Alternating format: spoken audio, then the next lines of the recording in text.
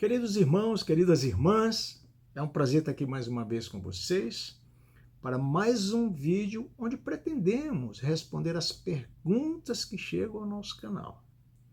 A pergunta de hoje é muito interessante. Aliás, nós só temos encontrado perguntas interessantes, algumas caspiciosas como essa de hoje. Quem nos mandou essa pergunta é o senhor Édio Rodrigues e ele faz a seguinte pergunta.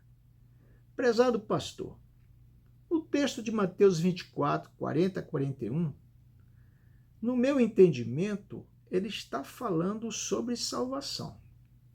Eu posso dizer com base nesse texto que só a metade das pessoas serão salvas? É uma pergunta interessante, né?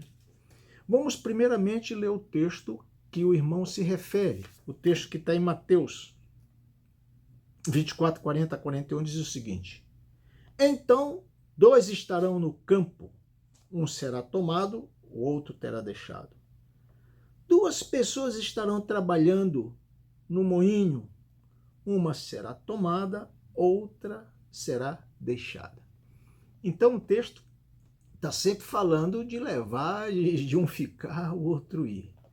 Mas preste bem atenção, eu queria ler para você alguns textos que estão em Tessalonicenses, e algum desses textos Tessalonicenses diz o seguinte, 1 Tessalonicenses 5, 9 a 10, o resumo desse texto diz o seguinte: ao seu povo Deus dará a salvação. Então aqui está falando que Deus vai salvar todo o povo dele. Aqueles povos que foram alcançados com o sacrifício de Jesus, raças, povos, línguas, ribeirinhos, quilombolas, ciganos, mais pobres, mais ricos, de todas as nações. E serão salvos. Esse povo aqui não está falando de número, de quantidade exata. Em Tessalonicenses ainda 4:10 diz o seguinte: Jesus morreu na cruz para que vivamos eternamente com ele. Para que vivamos, quem vai viver com Jesus é a igreja de Jesus. São os salvos em Jesus. Também esses outros textos não falam de número exato. No versículo 17 de Tessalonicenses 4, diz o seguinte: os salvos serão arrebatados. Um arrebatamento público e um arrebatamento visível. Todo olho verá Jesus e verá esse arrebatamento daqueles que vão encontrar com ele nas nuvens, como diz o texto. Veja só, se está dizendo que vai ser arrebatado e encontrar na nuvem, está se referindo a quê? Está se referindo a quem? Está se referindo a qual tipo de pessoas? Está se referindo à igreja. A igreja invisível do Senhor Jesus.